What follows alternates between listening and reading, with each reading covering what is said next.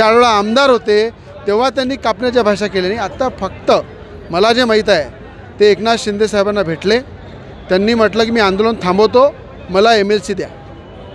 2 वेळा मंत्री होते, पालकमंत्री होते.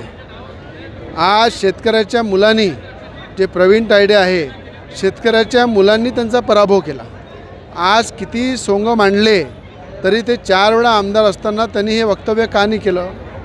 का नाही ते राजकीय नेत्यांच्या घरासमोर त्या ठिकाणी त्यांनी जे वक्तव्य केलं की मुताला पाहिजे, ते का नाही केलं? आज त्यांनी त्या ठिकाणी गुवाहाटीला जाताना शेतकऱ्यांना विचारलं काय? उद्धव ठाकरेंच्या मंत्रिमंडळामध्ये मंत्री होते तेव्हा शेतकऱ्यांना विचारलं काय? त्यांनी 4 टर्ममध्ये कुठेही शेतकऱ्यांसाठी आवाज उचलली नाही, कुठेही शेतकऱ्याच्या हिताची बाजू मांडली नाही. ते सत्तेमध्ये होते, पॉवरमध्ये होते, मंत्री होते, पालकमंत्री होते, 4 वेळा आमदार होते, तेव्हा त्यांनी कापण्याच्या भाषा केल्या नाही. आत्ता फक्त मला जे माहीत आहे ते एकनाथ शिंदे साहेबांना भेटले. त्यांनी म्हटलं की मी आंदोलन थांबवतो, मला MLC द्या. मला कुठंतरी राजकीय पुनर्वसन माझं करा, कुठंतरी मला पद द्या.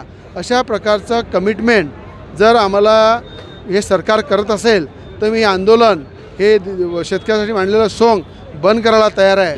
अशा प्रकारचं नेहमीप्रमाणे ब्लॅकमेल सरकारला करण्याची त्यांनी पाऊल उचललेलं आहे.